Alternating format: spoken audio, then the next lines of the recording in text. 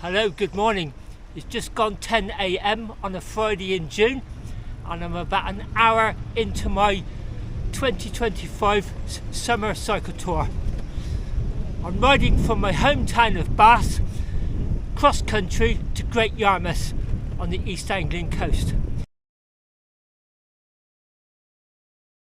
I'm continuing my 5-year project to visit all the UK's thankful villages and leave a knitted poppy at each.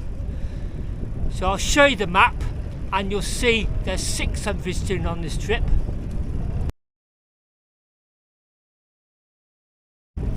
You'll see from that map that the thankful villages are really clustered quite away from Bath. So they really start just the other side of Oxford to Cambridge corridor, and then the final 2 down in South East Anglia. So I split the trip into 3 parts. This is part 1, Bath just south of Oxford. And then part 2 would be the bulk of the trip. That's the thankful villages. And part 3 will be the final part up to Great Yarmouth, where I've got a travel lodge booked for my final night. Just want to do some coastal riding and sitting on the beach eating ice creams, that sort of thing. I've got a train back from Great Yarmouth to my hometown of Bath. I'm a bit nervous about that. I'll tell you why. I'll also tell you why I intended to set off yesterday, why that was and why I didn't in the end. Now, also hoping to camp at campsites every night, apart from the final night where I've got a travel lodge booked. And I'll tell you how I hope to go about that, what tools I'm using. And I'll tell you why I've really drifted away from wild camping back to commercial campsites. Anyway, this is going to be a series of videos. I will try and keep them a bit shortish. So today's really about just riding myself in, getting some mileage, and hopefully getting to an official campsite tonight. So unless anything happens between here and then, I'll speak to you tomorrow morning, day 2. Hello, good morning. Well, it's now just gone 6:15 in the morning on Saturday the 14th of June. This is day 1 proper of my Thankful Villages cycle tour. Yesterday, really, Friday the 13th, was just about getting from my hometown of Bath into the ride and just getting used to the amount of luggage on the back of my bike. 50 pounds, I know that because I weighed it with luggage scales, 24 on one side, 26 on the other. It was very hot yesterday. It was a fairly easy road to start with, and then as I skirted around the edge of Swindon, Highworth, Farringdon, etc., it got a little bit hilly. I kind of struggled a little bit with the heat and the terrain. First of all, let me tell you where this is. This is Bagmere Farm in the very small village of Charney Bassett, Wantage in Oxfordshire. So yesterday I came eastwards from Bath, about 59 miles that way. I pretty much went right past the campsite at Park Farm where I camped on my last video. Actually, that was at 32 miles, tempting, but it was far too early in the day. I knew this was here at about 59 miles, so this is what I was aiming for. I found it on an app. I'll tell you more about how I'm finding my campsites and why I want to use campsites really on this trip later in the series. There's that one caravan over there which is here permanently by the look of it. Don't think it's attended even now. Just beyond that there's a tap, and I thought, oh well, it's a basic site, I'm not going to get a shower tonight, at least there's a tap, and I made sure I drank plenty of water. And then I decided to wander back up here to put on my tent. I'd noticed that horse box, and I thought, oh, probably just left it in the field, you know, surplus requirements. I saw the silver handle, the chrome handle on the door, and I thought, I wonder, and let me show you inside. I'm filming this early in the morning before people come out to use it. It's a shower, wash basin and WC. It's even got electricity. This is the first time, ladies and gentlemen, I've ever had a shower and done my ablutions in a horse box. That's great. This is exactly the sort of campsite I like. It's just got exactly what you need really. Water is the main thing, a tap, and just very basic but nice and clean, well thought out ablutions. And then gradually 7 o'clock onwards people started coming. There's a nice couple there from North Yorkshire driven down in a car tent, and then there's about 3 families over there. I think they all seem to know each other. They've set up over there, and this is my little spot. So I'm on my giant Tough Road SLR bike with the 2 carriage drive panniers. When I first left, you know, the bike feels all wobbly going up and down the street, and my first thought was, you know, is it going to snap the frame, you know, because it's only aluminium, it's not steel like my old one. And then within about half an hour your mind just adjusts really, and they stop wobbling. You get used to riding the bike in a slightly different way. I don't know how, but you just adapt. And I know this sounds crazy, you're hardly aware of them on the back, and it's got everything I want. I know it's a lot of weight to carry, but I'm camping for the week, so you know I want to be comfortable. I love camping as much as I love cycling, so you know why wouldn't I want to bring it? It's early in the morning, I need to be a little bit quiet with my neighbours. I'm just going to put some hot water on, and then I'll tell you a little bit more about today's plans.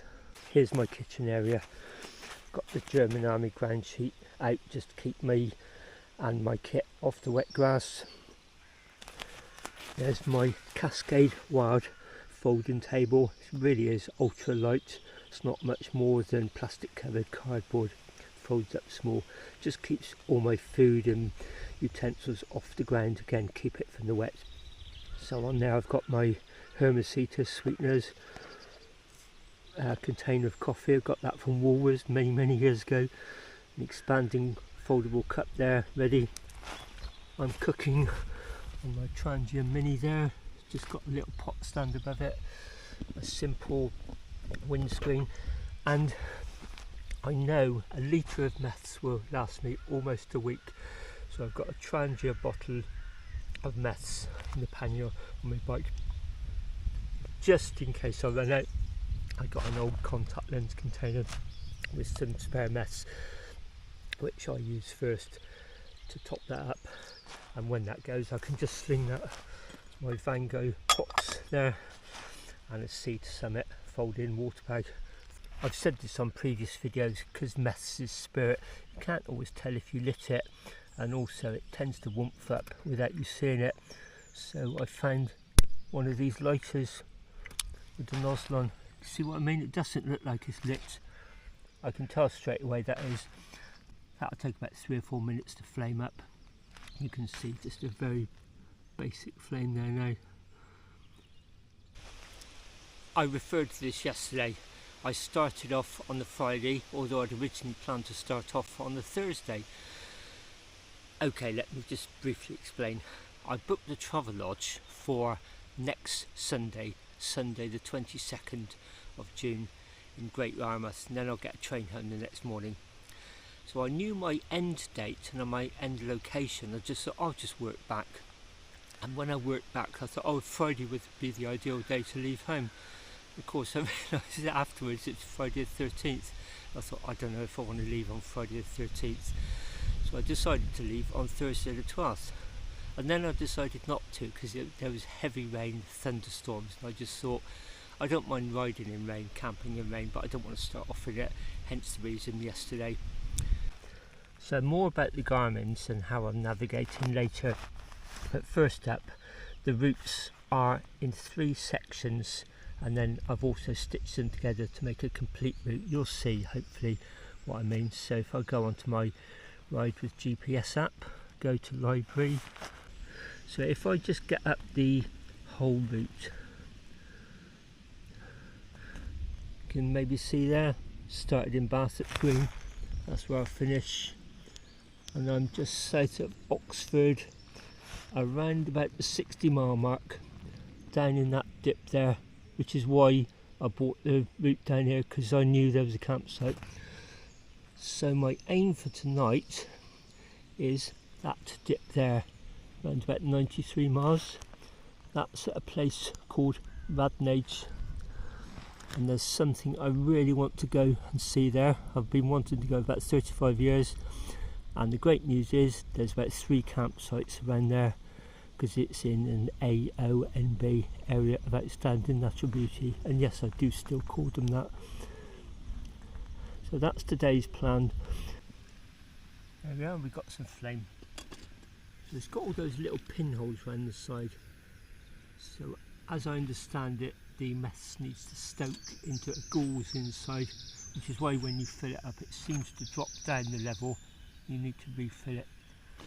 It soaks into gauze, and then the real cooking flames now are coming out through those holes.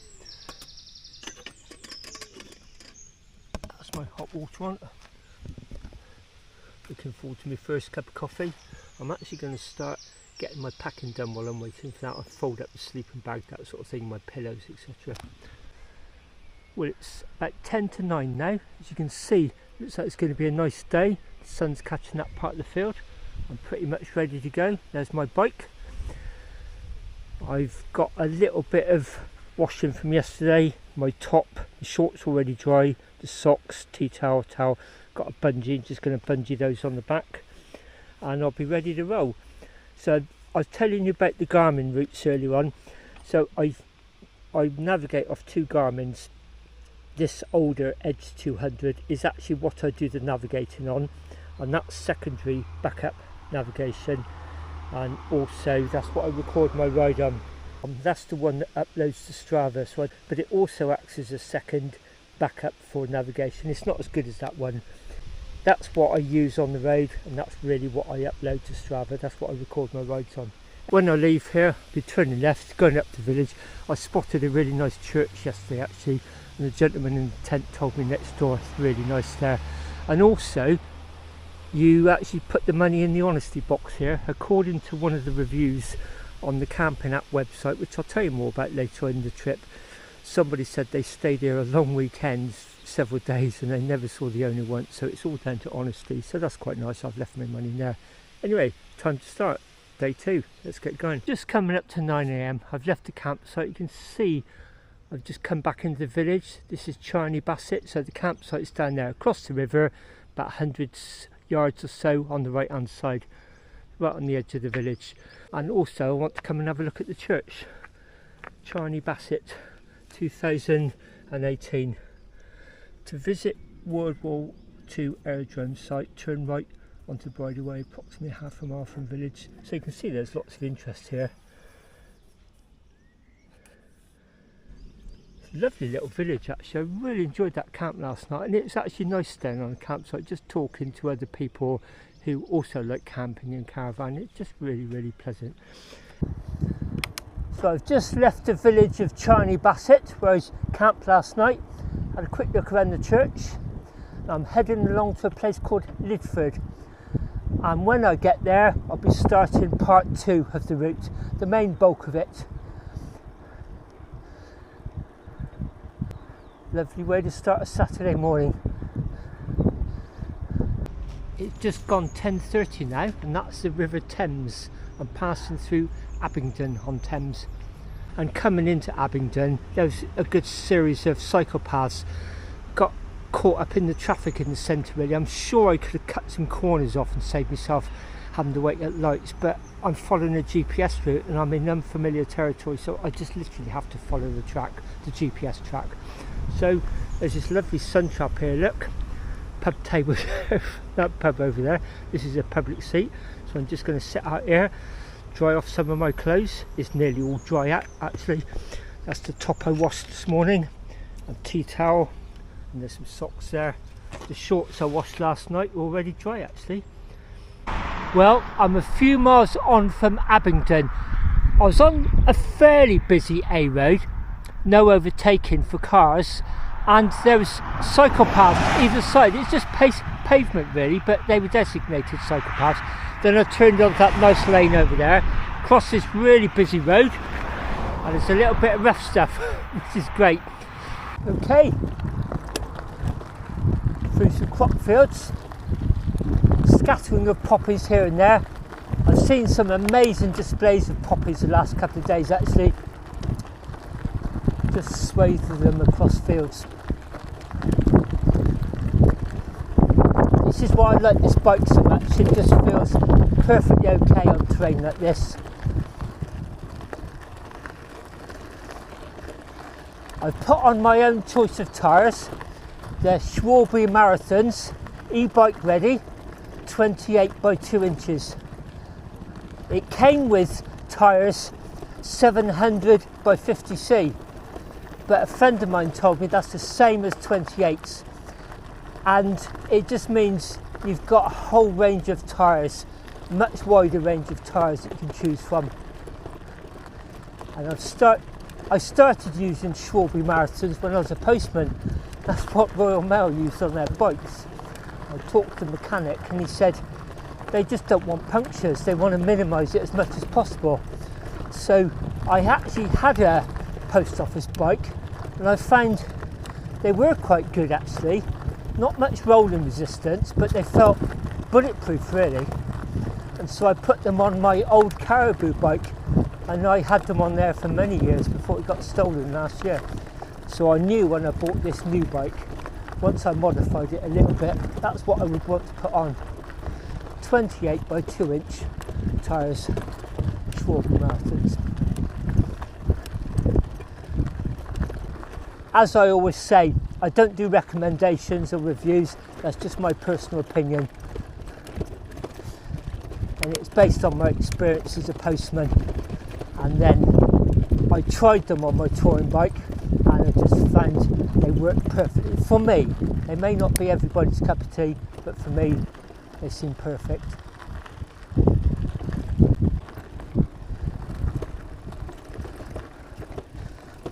I could zoom the route out and see how far this is going to be, but because I'm on holiday, I'm on tour, I'm just happy to take it as it comes. Really am. Bit of breeze, you can see it blowing the grasses across. It's quite welcome actually, a cooling breeze. So just farm tracks as you can see really. There's a left hand turn coming up, quite sharp. It looks like we're just turning through a field here. Coming up to the left hand turn. You can see a footpath sign.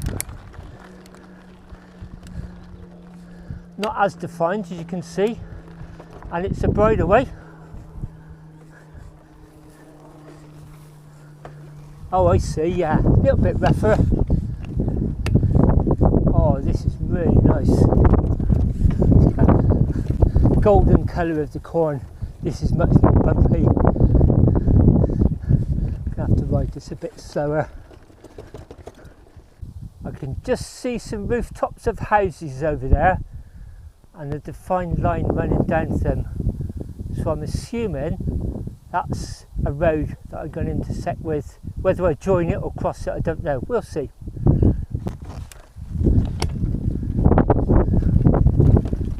Bumpy. But rideable on this bike.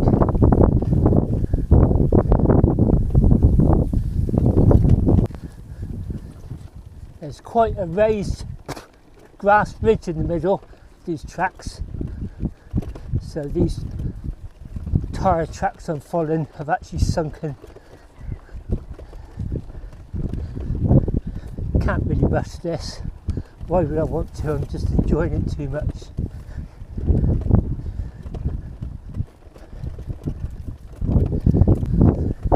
Well, I'm coming up that road. See a car just going by. Excellent, bridleway. That was from near that tower over there. Oh, I really enjoyed that. Right, now on this road. The road I joined came along there, and then I hit this busy road, and I should have gone that way, but I saw a sign saying Historic Church, and I thought that'd be a great place for lunch. This is St Catherine's Church, built in 1762. Look at that wonderful bell tower. I can see 3 up there, 2 medium-sized ones and a small one. That looks amazing. Unfortunately it's locked, And also, unfortunately, there's no seat in the churchyard. I kind of want to plug my phone in for about an hour if I can find the church, so I think I'm going to press on. But this is actually managed by the church's conservation trust. It does say you can get the key from the house next door or from the pub in the village. I think what I'm going to do is press on and find another church where I feel happy about sitting outside and maybe plugging my phone in for an hour, and also trying to top up one of my power packs. It's about 12:30, and in the very next village, which was much bigger actually, I found a church, but unfortunately it's locked. But it's got what I was looking for really, a seat underneath this leaning yew tree by the look of it, ivy covered in some welcome shade. That's where I'm going to have my lunch. So I picked up a sandwich, chicken tikka sandwich, some cookies. I've been eating these out the food bag on the top two. I've got those for my lunch and my squash. I'm just going to sit here, take my shoes off, spend about half an hour here charging devices. I was hoping to be able to charge some devices in the church. That's what I'm going to be looking for. So I've bought my portable power pack. That's about 2,700 milliamp hours. That's what I normally use on day rides. It's quick and convenient to use. I've also got a 10,000 milliamp power pack. That's what I was using last night and this morning at the camp. And I've also got a 20,000 milliamp power pack, so 32,700 milliamp hours. The idea really is to try and charge the phone when I get to churches, just 10, 15, 20 minutes at a time. That's what really drains the power packs actually. These small devices, the Garmin's, the camera, etc., the power packs seem to last forever on those. It's just charging the phone. Well, I've got a USB fast charge plug with two USB-A ports in, so as you can sort of see, if that church had been open, I could have just whacked it in there for 40 minutes or so. But hey ho, it's not to be. It's getting on for 2 PM now, so I've been on the road after lunch about an hour, and I've just come across what I was looking for, a church with access and some power. So I've just plugged my phone in and my power pack. The phone was down to 64% and the power pack's on 3/4, so they're both 3/4 full, but it'd just be good to get them fully topped up. I'm just going to pop over that farm and see if there's a water tap somewhere just to top my water bottles up. I'm just going to sit here in the shade. You can probably tell it's a bit breezy actually, for about half an hour or so, just to get things fully charged up in there. That's really nice, just as I quite often stop at churches for water taps, and in this case I'm charging some devices. Sometimes I'll even bivvy in the porch when the weather's bad. This bike packer turned up and he came up there and I said, "Are you looking for the same as me, water?" He said, "Yeah," and I said, "There's water butts up there. It doesn't appear to be a water tap. Have a look," you know, and he wandered around and he couldn't find one. And so we just had a bit of a chat. He was saying he just left work yesterday, went for a 50-mile ride, camped overnight and then just heading home. I offered him half my water if he was really short. He said no, he was just going to top up the same as me. I'm going to be visiting 6 thankful villages on this trip. They should be starting tomorrow, and I'll leave a knitted poppy at each at the Slate Memorial Packs whenever I find them, or otherwise somewhere appropriate. But I always bring a few extras, so I need at least 6. I think I've bought 10. I'm going to leave one here. I'll show you why. Here's my bag of poppies. This is what my wife knits for me. I've just seen somewhere appropriate to leave it in this church. Let me show you. As well as leaving a donation here, because I'm charging devices, I saw that 2nd Lieutenant A.J.F. Osborne, the Queen's Regiment, killed in action 31st of July 1917, by the sound of it.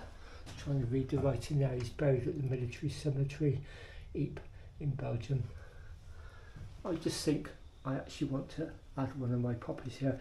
I cannot leave poppies at every single World War I memorial. I tend to sort of leave them at places which have kind of an effect on me, an evocative effect, and I think this is definitely one.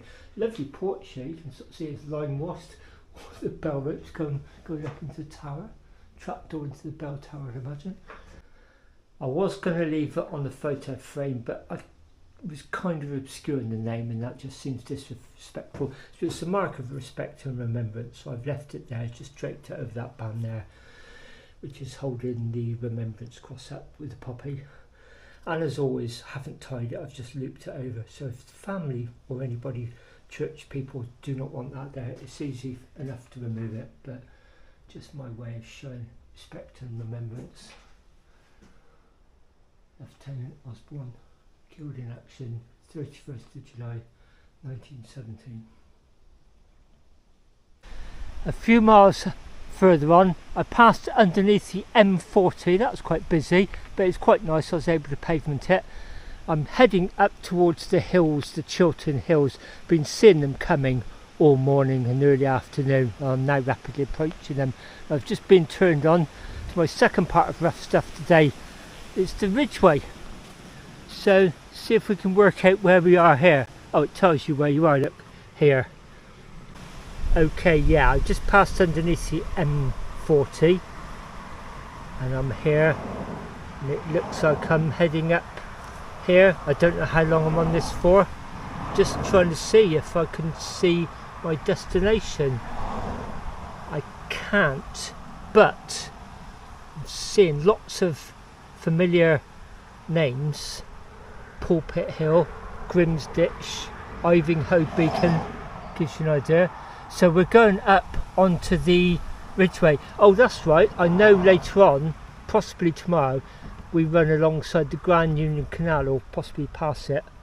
So there's Aylesbury, gives you a rough idea of the geography. So you can sort of see, here's the hills. Don't know how long we're up here for. Radnage we're looking for. I think we're only a few miles away from it actually. I think Radnage, the church where I want to go to, is actually just off the Chilterns, just to the north of it. And then I know there's a few campsites. There's one in the village, I believe, and there's also a couple up on the Chilterns, so I may have to climb up later on.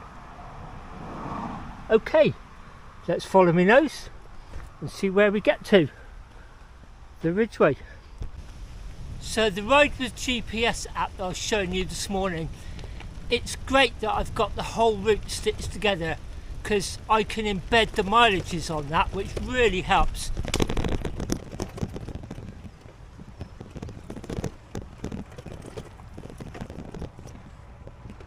Kind of need to watch what I'm doing here.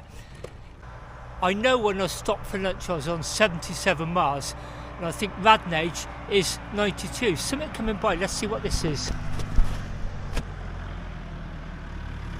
Oh, tractor.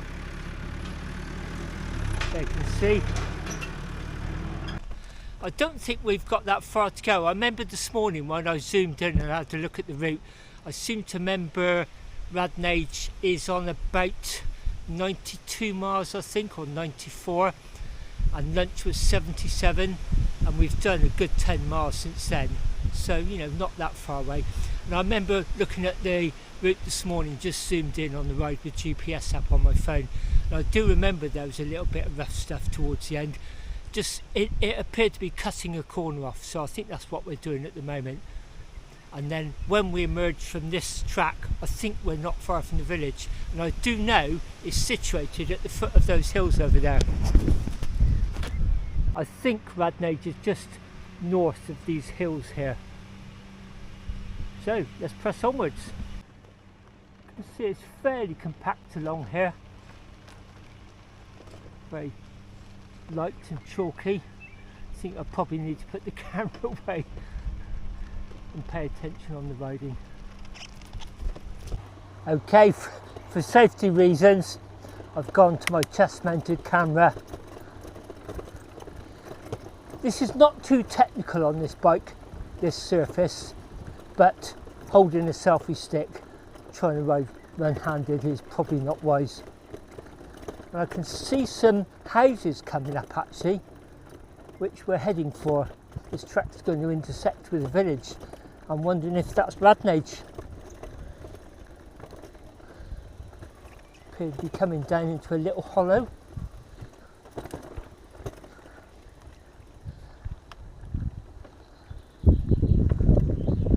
We're going straight on here, public bridleway only. And then I can see from my Garmin we're coming up to a very sharp right hand turn. I'm wondering if that's going to be the road we intersect with.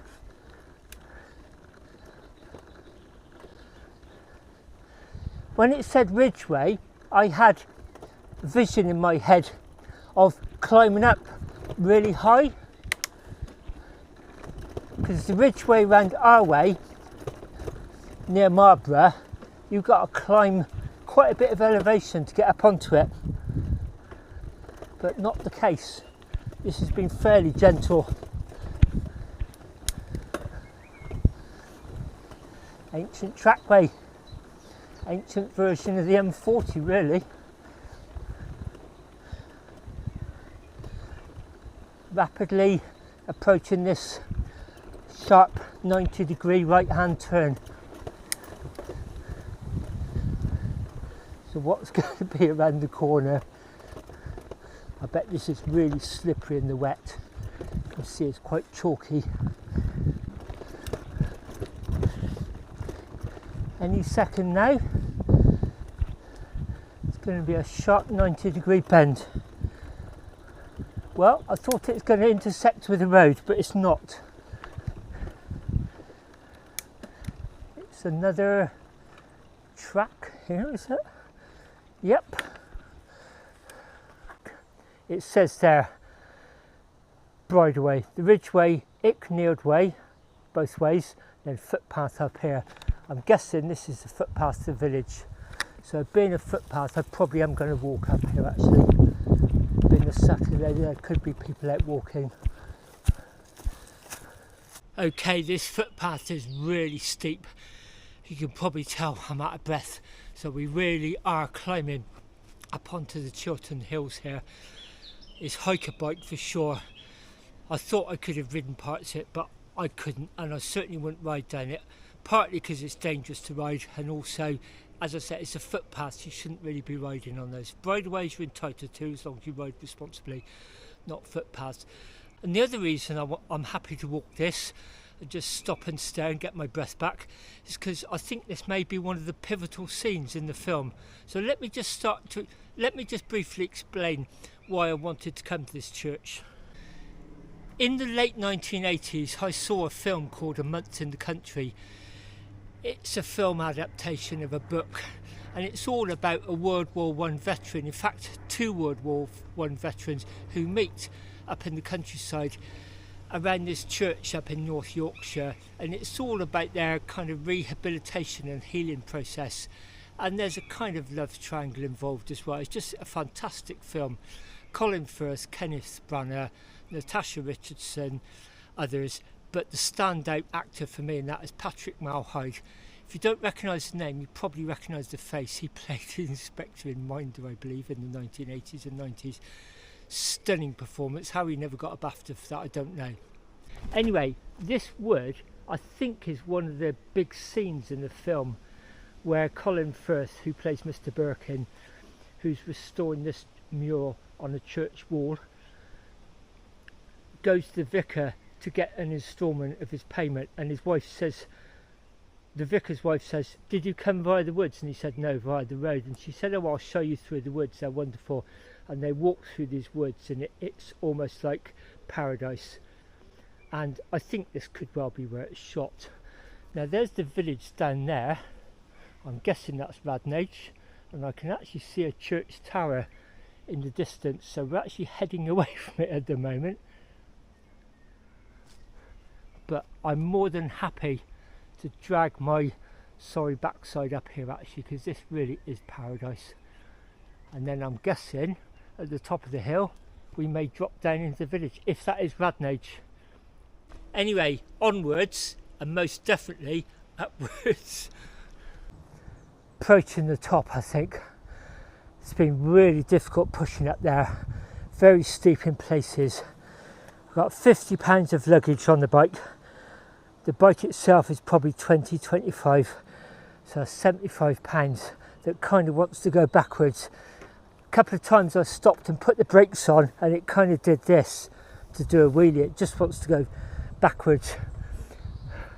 I get the impression I'm almost at the summit now, but I've had to do it in like 20 feet segments just to push, wait for some branches like that just to dig my heel into, rest the bike on when I stop. I'm well out of breath, but I'm glad I came this way actually. This has been fantastic up to here. Hard work, fantastic. You can see through the hills looking down where we've come from, how high up we are. I'm desperate to go to the toilet, but I don't want to leave my bike in case it rolls down. You know, like that Laurel and Hardy film where the piano keeps going down the stairs. I think I'm going to aim for those trees there, maybe prop it up there and have a 5-minute breather and a comfort stop. Definitely levelled out now, and I'm running along the side of this house. I did have a quick look at Google Maps, and it looks like you do run alongside this house, and then we intersect this B road, and then I think we actually drop back down the hill on tarmac. I could probably ride along here. First of all, I'm too shattered to. Secondly, it's still a footpath, and I just don't think you really should ride on footpaths. And this is all the water I've got left. About just less than a quarter of a litre, so I'm sipping it carefully. But I definitely need a swig here. Okay, that really was hard work up there. Satisfying, but pretty hard. These white arrows painted on the trees have been helpful at times, because back there it's quite overgrown in places, so there's no doubt about which way you're heading. And I've just seen a car drive by, so we must be about to reach our B road. And here, as if out of nowhere, is our B road. Ladies and gentlemen, was quite hard work. Took me about best part of half an hour. Those white arrows there on the trees, they were at times very, very helpful.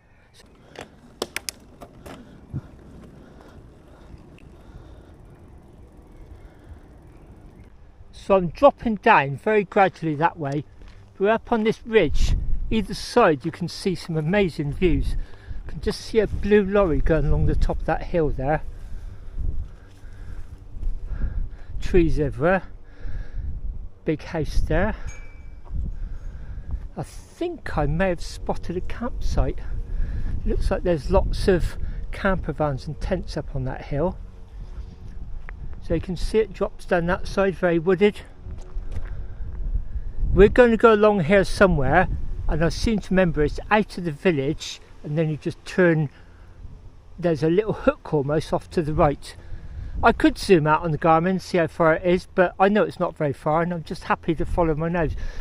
Be interesting to see if I see the church first, or I suddenly get turned down the road and taken to it. We'll see. And here we are, just dropping down off that slope. Not as steep as I thought it was going to be. Here we are, our village of Radnage, hopefully tonight's destination.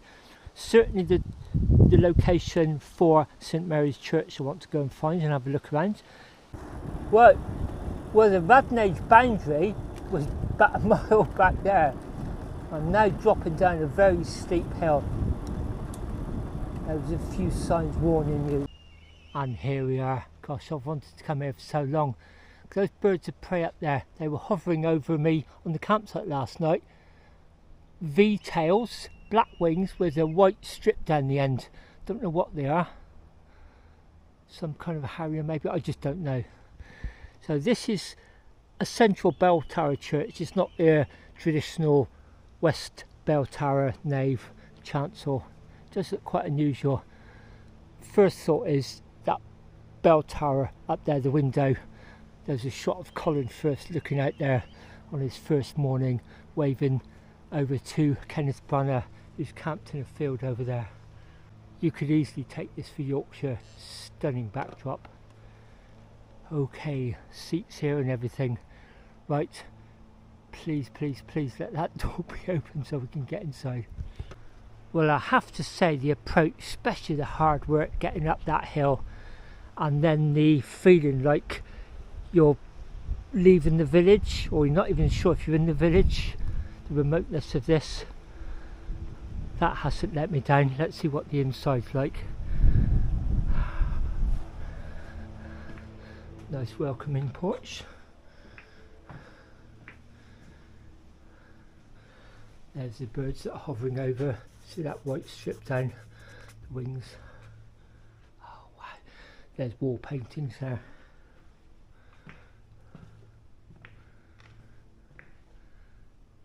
Oh wow, wall paintings everywhere.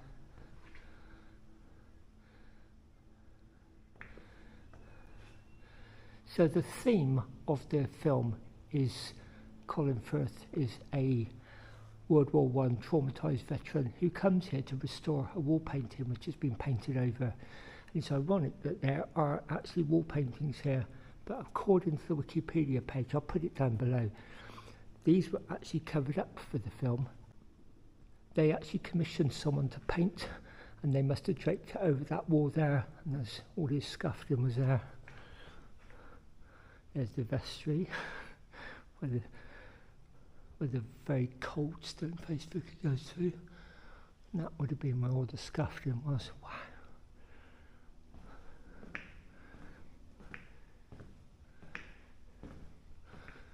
He's up here doing his work. Then the children come down.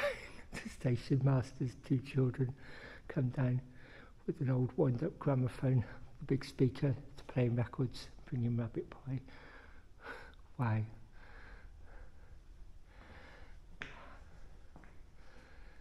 So the central bell tower.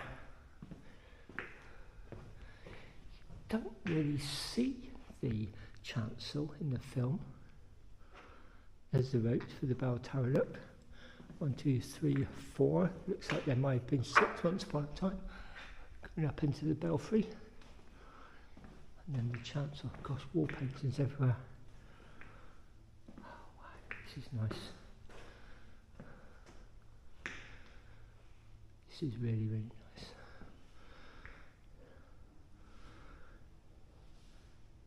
Tea making facilities there. Oh, that's the point. I really need to get some water.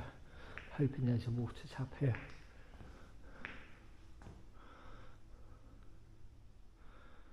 Got a rope across there, so I don't think I'll go in, but that looks like those. Is it piscina where they would pour the holy water down after a sermon?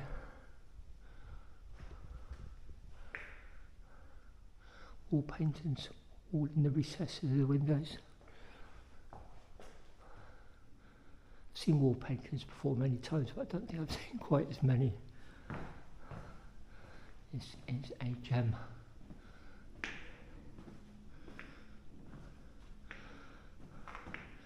Old photographs of it.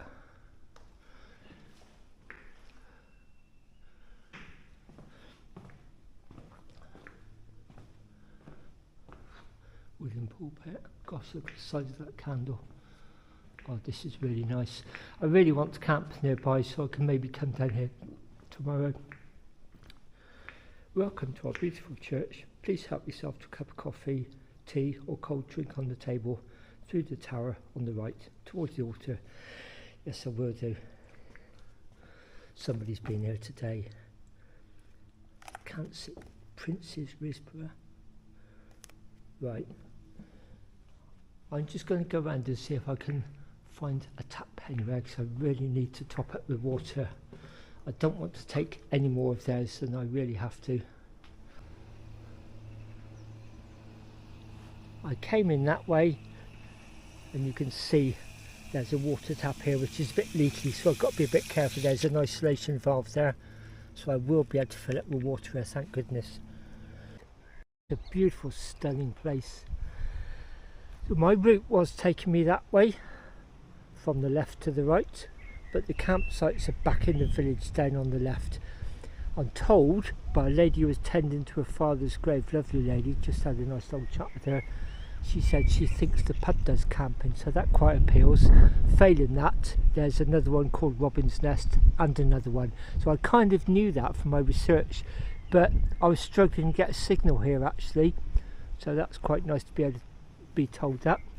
So it's 5:20 now. I'm quite keen to get to a campsite. And the great thing is, if I do go back that way, she said don't take the turning, so I think the turning is the way I came down. Just carry on back down. I'll pass back here tomorrow morning. Give me another chance to come and have a look. St Mary's, Radnage.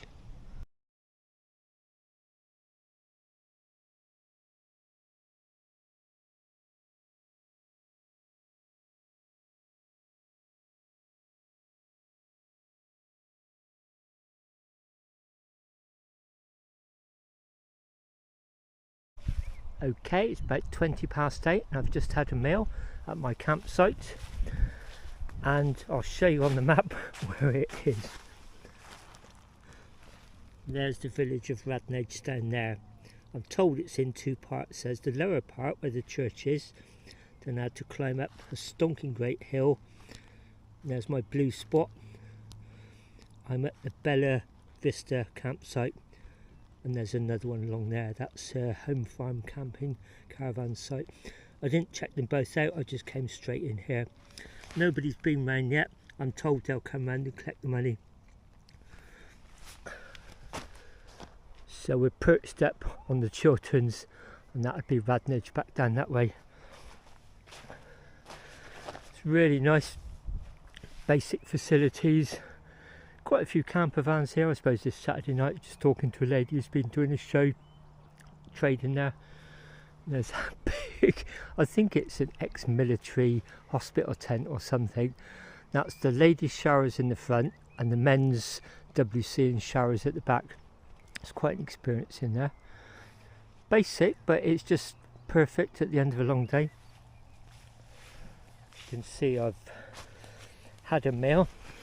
I didn't get a chance to get a can today. I was going to get a tin of chili con carne or chicken or curry or something like that, and basically I thought it was too early when I went in the one shop that had them, and then I just didn't pass anything later. So I bought 2 of these Wayfarers evening meals, and I've got 2 all-day breakfasts. So I just boiled some rice, had that as my evening meal, poured the rice in there to really beef it out. It's really filled me up. So that's exactly what they're there for, standbys really. Really cosy, feel ever so warm, feel ever so clean. It's really cosy. It's my towel drying. There's all these birds flying around. There's been kites all afternoon, and they were at the campsite yesterday. I thought maybe they weren't kites, but this lady tending her dad's grave at the churchyard told me, yeah, they are kites. He loved nature and wildlife, so he knew that. So what a lovely way to spend a Saturday night.